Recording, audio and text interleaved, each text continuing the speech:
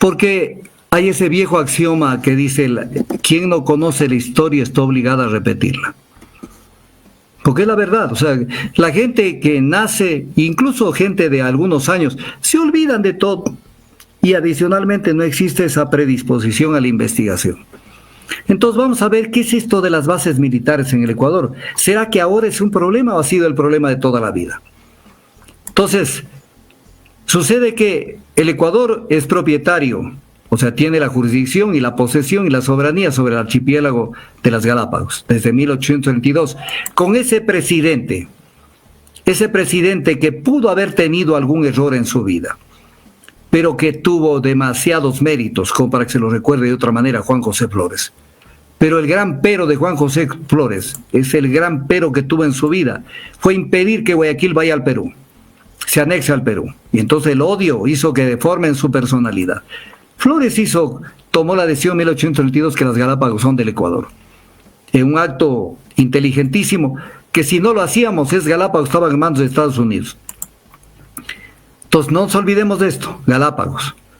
En 1911, Estados Unidos le propone al Ecuador un arrendamiento al estilo yanqui, al estilo gringo, de 99 años del archipiélago. O sea, ¿se pueden ustedes imaginar? 99 años, iban hasta el 2012, y eso de pronto se quedaban con cualquier presidente como los que tenemos, les renovaban por 99 años más. ¿Y sabe cuánto nos iban a pagar en la propuesta que nos hicieron? 15 millones de dólares. Eso era lo que nos iban a dar para que les arrendemos Galápagos. Y dicho sea de paso, ¿qué hubiera sido Galápagos en manos de los gringos? Hubiera sido, pero las cadenas más importantes de hoteles de primer nivel en las Galápagos, una fuente de ingresos turísticos. Eso hubieran hecho, pero como está en manos del Ecuador, entonces al Ecuador tú tienes que conservar la fauna marina y no sé qué, y no puedes desarrollarte. Ok, 1911 nos proponen un arrendamiento de 99 años. ¿Qué es el gran problema? Porque cuando hablamos de la base militar, de las bases militares ahora que se pueden venir, no es que Noboa va a decir firmemos un acuerdo por 4 años, por 3 años. De pronto les da 30 años, de pronto les da 50 años, nada está normado en la Constitución lo que están haciendo este rato. Entonces cualquier cosa puede pasar. El Canal de Panamá se construye en 1914. Y obviamente para Estados Unidos fue vital y sigue siendo vital el Canal de Panamá. Por eso es que no sabe Donald Trump cómo volver a meterse en el Canal de Panamá. Dicho sea de paso, aprovecho la ocasión para decir 4 cosas sobre el tema del Canal de Panamá. La provincia de Panamá era una provincia colombiana. Y Colombia, como gobierno, como república independiente, estaba negociando y llegó ya a finiquitar los acuerdos con Francia, con las empresas francesas para la construcción del Canal de Panamá. Y Estados Unidos dijo, quería el Canal de Panamá, pero Colombia quería hacerlo con los franceses. Y entonces, ¿qué es lo que hicieron? Es trabajar con la gente de Panamá. Siempre hay gente que está dispuesta a hacer lo que quieren los gringos. Y declararon la independencia de Panamá. Declararon la independencia de Panamá y de esa manera, cuando Colombia quiso reaccionar contra una provincia que se declaró independiente, vamos a poner un ejemplo que mañana la provincia del Oro, dice me declaro independiente y el Ecuador dice manden las Fuerzas Armadas para que controlan ese intento que tienen algunas fuerzas políticas del Oro. Entonces cuando quisieron los colombianos ir a ver qué pasaba en Panamá, la Armada norteamericana bloqueó el que las Fuerzas Armadas colombianas ejerzan su jurisdicción y soberanía sobre Panamá. Se declaró la independencia y al otro día estuvieron negociando la construcción del canal con los gringos. Entonces, esto es importante. Siguiente tema, porque lo vamos a ir viendo.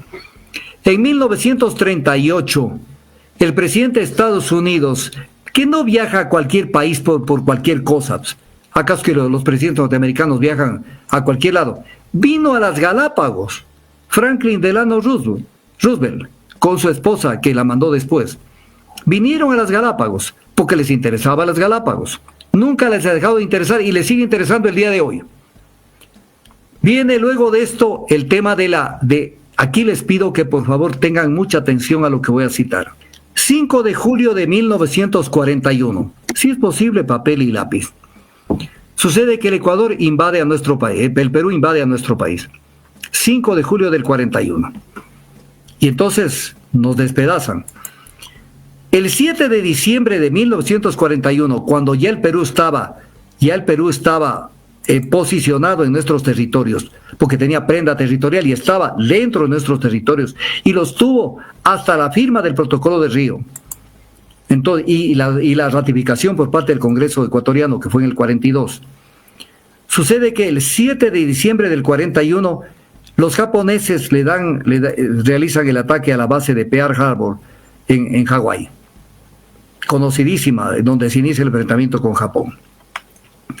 Con base en esto, entonces, el apuro por captar las Galápagos de Estados Unidos se volvió un tema de estrategia nacional. Y entonces, lo primero que hicieron fueron, inmediatamente, nosotros firmamos el Protocolo de Río el 29 de enero de 1942. Y hay que decirlo, por Dios, entendámoslo. Y lo firmamos teniendo como garante de la firma de ese protocolo a Estados Unidos. O sea, en otras palabras, Estados Unidos fue el garante del despojo. Porque, cosa para más absurda, el mismo Protocolo de Río dice que mientras no se ratifique el Protocolo de Río, las tropas peruanas no abandonarán los territorios de ocupación. Entonces, estábamos firmando un tratado mientras estábamos siendo sometidos, estábamos siendo chantajeados. Entonces eso viola y eso anula cualquier convenio internacional, porque es hecho por la fuerza, es un tratado que se lo consiguió por la fuerza por parte del Perú. Entonces, sucede que el 29 de enero del 42 firmamos el Protocolo de Río y el garante del despojo fue Estados Unidos. No lo olvidemos, carajo, los ecuatorianos no tenemos memoria. Y pese a esto, poquitos días antes, el Ecuador, creyendo que íbamos a tener un gran amigo en Estados Unidos con el problema que teníamos en el Perú, que no se solucionaba desde el 5 de julio que nos atacaron, del 41, firman el Tratado de Ocupación de Seymour Sur, porque así se conocía la isla de Baltra. Sí, el Treaty of Occupation of South Seymour. Firman el 24 de enero de 1942. Y entonces, allí, con base en esto, sucede que no solamente, con esto les entregamos la isla de Baltra, que le llamaban la base Beta, o la Roca, ahí es el nombre que le dieron. Le dieron el nombre de la Roca porque cuando visitó Eleanor Roosevelt, visitó esta base militar, vio tantas rocas que dijo, ¿y qué pasa que hay debajo? Dijeron, no, si sacamos una roca debajo hay más rocas, porque son zonas de erupción volcánica. Y entonces ahí le pusieron de sobrenombre la base, la Roca le conocían, la base Beta, que es la base de Baltra. Entonces, pero luego inmediatamente les entregamos la base de Salinas. La base de Salinas, que les entregamos todo lo que ellos quisieron para el tema de posicionarse. Y se quisieron quedar y no se pudieron quedar. Entonces, en esto el gobierno de Arroyo del Río, ingrato por todo lado, este pobre hombre que tuvo de presidente del Ecuador, que cuando estábamos en plena guerra con el Perú, tenía el grueso del ejército ecuatoriano protegiéndolo en Quito para que no se caiga, mientras en las fronteras no había ejército para pelear. Y cuando a los soldados ecuatorianos querían pelear en la frontera, les mandaron municiones, balas, que no correspondían a las armas en las que iban a ser utilizadas esa munición. Cuando lo mandaron a Galo Plaza, que era jovencito, a que compre algo de aviones para defendernos del ataque del Perú, sucede que los aviones llegaron cuando ya se terminó la guerra con el Perú. No, pero el Ecuador no es consciente de esto ni de nada. Entonces, vino la primera dama de Estados Unidos, se paseó en toda la visita que hizo en el 44, 31 de marzo al 2 de abril del 44, y Baltra no fue cualquier cosa. En Baltra se alojaron 2.400 militares y 750 civiles, y el escuadrón de bombardeo fue enorme, lo que tuvieron ahí los Estados Unidos. Cuando termina esto, pero aquí hay un tema que hay que analizarlo, porque estos gringos, los americanos, nos ven la cara de pendejos, no solo a los ecuatorianos, sino a todo el mundo. Y esto lo vemos ahora mismo. Y entonces sucede que, ¿cómo funcionaba la base de Baltra? El agua lo obtenían de la base de San Cristóbal. No nos olvidemos, San Cristóbal es clave dentro de todo eso, porque después vinieron por San Cristóbal. Y los combustibles, porque una base militar no funciona sin combustibles, los obtuvieron de la refinería de Talara del Perú, en esto que lo mantuvieron en Galápagos. Y eran combustibles regalados por parte del presidente Manuel Prado del Perú. O sea, petróleo y combustibles gratis de la refinería de Talara. Que dicho sea de paso, la refinería y la base aérea de Talara, que también estuvieron en manos norteamericanas, fueron construidas por la International Petroleum Company, filial del Standard Oil de New Jersey. Es el poder allí por sobre cualquier cosa. Y en esas épocas el New York Times hablaba clarísimo sobre lo que estaban haciendo acá. Ecuador ejerce una sólida cooperación de defensa en el hemisferio con Estados Unidos. Lo dicen los comunicados del New York Times, que los tengo yo, del 2 de marzo de 1942. Lo tengo aquí, el comunicado, me olvidé de mandárselo, lo tengo aquí. Pasa el tiempo, llega 1946 y abandonan las bases militares. Primero que vino otro gobierno, no nos olvidemos que ya no estuvo Arroyo del Río, entonces quisieron quedarse, no, se fueron. De aquí viene el otro asalto al Ecuador, la base de operaciones avanzadas de Manta. La base de operaciones avanzadas de Manta que se da en 1999. Entonces, ¿qué es lo que pasa en esto? Sucede que Maguad, con un simple intercambio de notas diplomáticas, prácticamente firma el acuerdo el 1 de abril del 99, entregándoles la base de Manta. Y fue a una velocidad supersónica. Para poner un ejemplo, 31 de marzo del 99, la Embajada de Estados Unidos presenta a la Cancillería ecuatoriana el proyecto de acuerdo. El mismo día, el Ministerio de Defensa comunica que no tiene objeción al acuerdo y al día siguiente, el 1 de abril, la Cancillería contestó a la Embajada americana aprobando el proyecto. Supersónico. ¿Y qué pasó con el Congreso Nacional del Ecuador en ese año de 1999? O sea, no existía. Lo mismo que está pasando hoy con la Asamblea Nacional, por eso lo cito. Se repite la historia. Entonces, con esto se concedió en este documento que firmaron con Estados Unidos, se concedió el acceso y uso de las instalaciones de la base de Manta a personal militar y civil de Estados Unidos para la realización de operaciones ampliadas que consistirían en el envío de aeronaves y personal militar de Estados Unidos en rotación temporal. Entonces, ¿qué sucede? Que esto se comenzó a criticar en el Ecuador. Y se dijo, pero ¿cómo esto no fue debidamente analizado y con un simple canje de notas transversales se permite que se tome la base de Manta? Y entonces se trabaja en lo que fue después el acuerdo del 12 de noviembre del 99. ¿Quién maneja esto? Heinz Meller, que era la figura cantante en la Asamblea Nacional, social cristiano, en cuyo estudio jurídico trabajaba Marcela Guiñaga. Acordaránse nomás, porque ustedes no tienen buena memoria. Y logra Heinz Meller que la Comisión de Asuntos Internacionales y Defensa Nacional, de la que era su presidente, resuelva que el acuerdo no necesita de su aprobación por parte del Congreso Nacional. O sea, lo mismo que pasó ahora con los acuerdos militares que se firmaron con Estados Unidos en enero del año pasado. Lo mismo, no se necesita que el Congreso, el Congreso sirve para un carajo. Firmen nomás. Con base en esto, la comisión se reúne el 9 de noviembre del 1999 y en la sesión se escuchan los informes del canciller Benjamín Ortiz Bregna y del ministro de Defensa José Gallardo Román. Todo positivo y luego esto es aprobado el miércoles 10 de noviembre con votos que vale la pena recordarlos. Votos que vale la pena recordarlos. El doctor Heinz Meller, el arquitecto Sisto Durán. Y aquí viene un tema, porque esto es una de las cosas que yo siempre machaco y la gente no me para bola. Porque la gente cree que cuando alguien se pone un traje, ya ese es izquierdista. Aquí se firmó la base de Manta con la firma y el acuerdo del doctor René Mollé Mosquera en representación del bloque de la izquierda democrática. Los efectos del acuerdo: permitir la libre circulación de personas, aeronaves, navíos y vehículos norteamericanos en las condiciones que se establecen en el acuerdo. Mire, se repite lo que hicieron con el acuerdo que firmaron con Noboa: conceder al personal norteamericano y sus dependencias en Ecuador la condición jurídica equivalente a los diplomáticos de acuerdo a la Convención de Viena, como que un militar es un diplomático, para que tenga inmunidad penal. Eso es lo que quisieron, O sea, inviolabilidad de personal, inviolabilidad de su domicilio, y les dieron inmunidad de jurisdicción penal. O sea, el Ecuador no puede mandar en su territorio cuando hay un gringo de por medio, especial si es un militar. Esto lo hicieron con la base de Manta.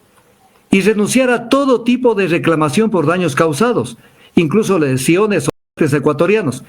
Ese es el gran problema. Nosotros la bandera nacional y el escudo solamente son adornos. No la sentimos. No entendemos lo que es la soberanía. No entendemos. Y entonces nos bajamos los pantalones. Entonces, ¿qué carajo es esto? Es una colonia, ya lo voy a hablar.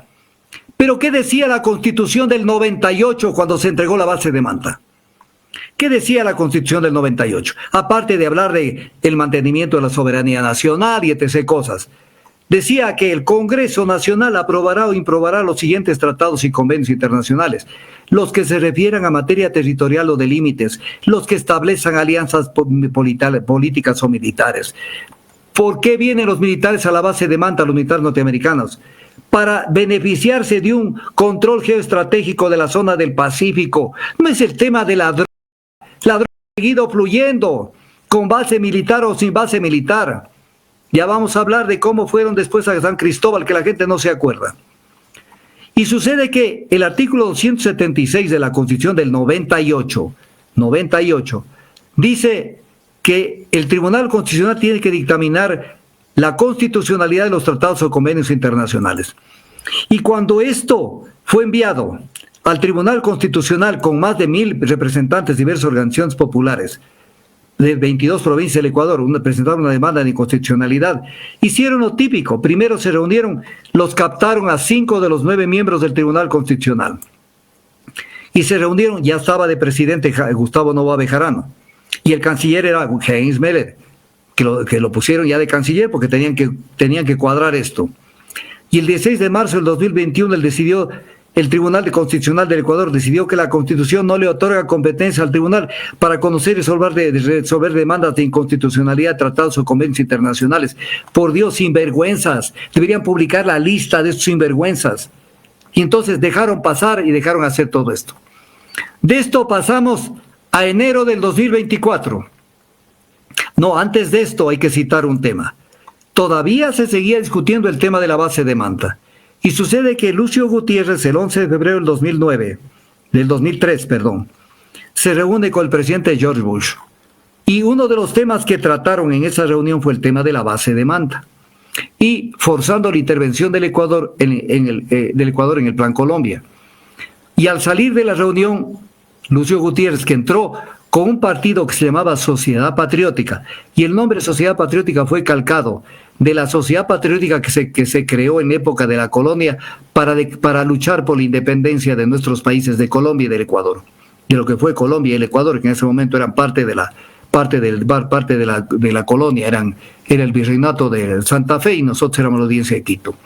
Y crearon la Sociedad Patriótica. Entonces Lucio copió el nombre Sociedad Patriótica. ¿Para qué? Para entregarse a los gringos. Y lo que fue a decirle a George Bush para tomarse la foto, le hemos dicho que queremos convertirnos en el mejor aliado y amigo de Estados Unidos, que es la aspiración de todo este tipo de gente. Con base en esto llegamos a enero del 2024 y el Ecuador firma un acuerdo con el gobierno norteamericano que se lo llama relativo al Estatuto de las Fuerzas. Y entonces veamos rápidamente lo que dice este acuerdo, para que veamos que la historia se repite.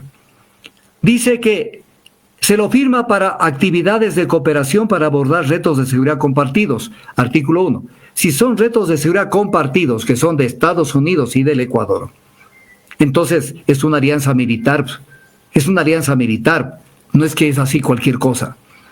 Y entonces, en el artículo 2 dice, se otorga al personal de Estados Unidos privilegios, exenciones e inmunidades equivalentes a los otorgados al administrativo y técnico de las misiones diplomáticas bajo la Convención de Viena sobre relaciones diplomáticas. Entonces, pero, ¿qué es lo que dice la Convención de Viena? Que en el artículo 1, por miembros del personal diplomático se entiende los miembros del personal de la misión que posean la calidad de diplomáticos. No es para militares que vengan a una base, bajo un acuerdo militar a lo que quieren hacer.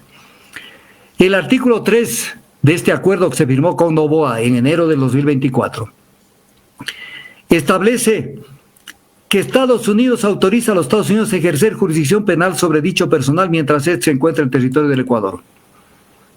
Ya, pues, o sea, ellos pueden hacer lo que les da la gana. Se acabó el principio de territorialidad de la ley, donde cualquier persona nacional o extranjera comete un delito, tiene que ser juzgado con las leyes ecuatorianas y por jueces ecuatorianos. Entonces, tienen el estatus como que fueran diplomáticos, como que fueran diplomáticos. Pero incluso en la Convención de Viena sobre relaciones diplomáticas no tienen inmunidad penal total, porque el artículo 31 dice que gozará de jurisdicción penal, el agente diplomático gozará de inmunidad de la jurisdicción penal del Estado receptor, pero excepto si se trata, y ahí cita numerosos casos, en donde no cabe inmunidad de jurisdicción penal. Pero acá todo lo que quieran, como son gringos, lleven nomás. ¿Qué dice el artículo 4 de este acuerdo que firmó Noboa en enero del 2024? Que fue trabajado por el gobierno de Lazo. El personal del Departamento de Defensa de los Estados Unidos como no será responsable de pagar ningún impuesto o cargo militar aplicado entre el territorio del Ecuador. Y estarán exentos de cualquier inspección, o sea, ni intocados el personal del Departamento de Defensa. Licencia, otras restricciones, tasas de aduana, impuestos o cualquier otro cargo aplicado entre el territorio del Ecuador. Hasta la Convención de Viena, en el artículo sobre relaciones diplomáticas, establece excepciones al tema de impuestos.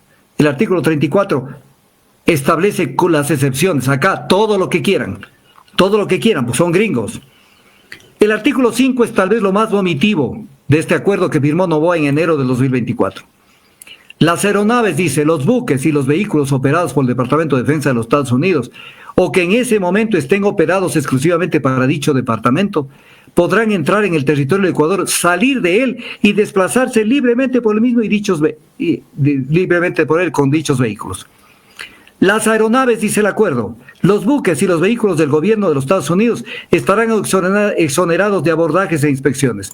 O sea, pueden hacerlo, vienen mejor que en su casa. O sea, pueden entrar, salir del territorio, no pedir permiso. Esto es tierra de nadie.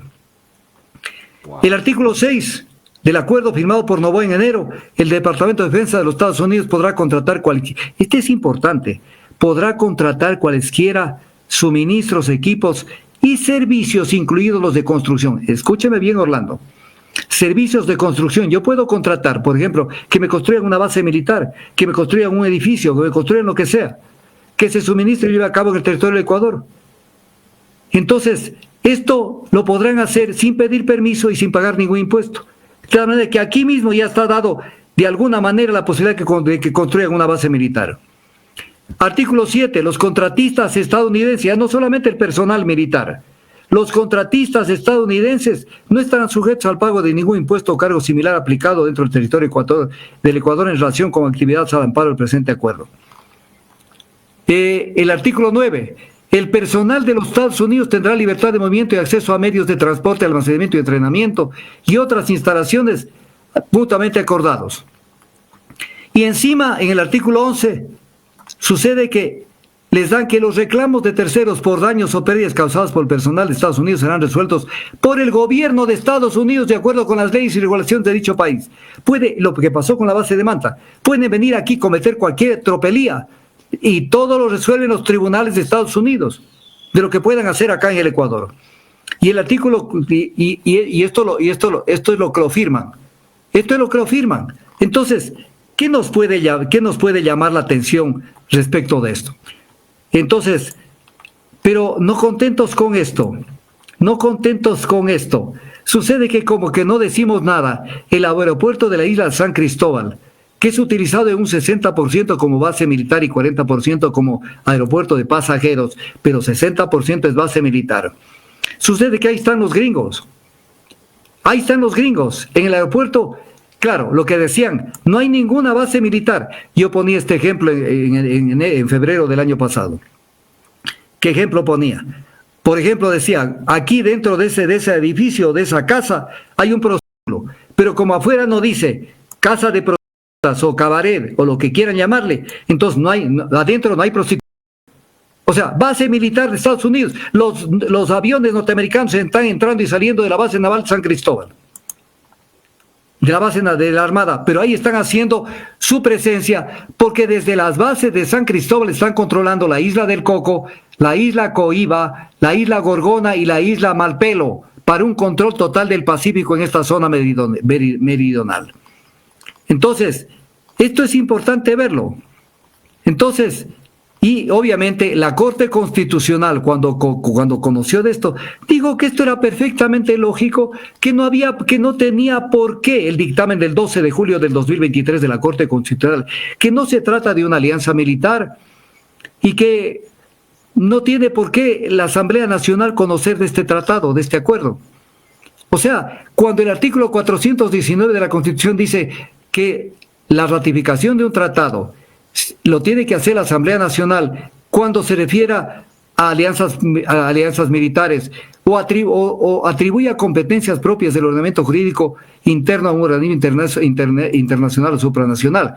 Por ejemplo, ¿cuál es la competencia del orden jurídico interno? Juzgar lesiones, delitos, lesiones civiles. ¿A quién? A los órganos jurisdiccionales del Ecuador. Cuando se dice que esto lo juzgarán en Estados Unidos, estamos atribuyendo competencias propias de nuestro ordenamiento jurídico interno a los Estados Unidos. Y la Corte Constitucional dijo que no hay que hacer nada, que esto es cuestión de que se firme nomás, y se firmó.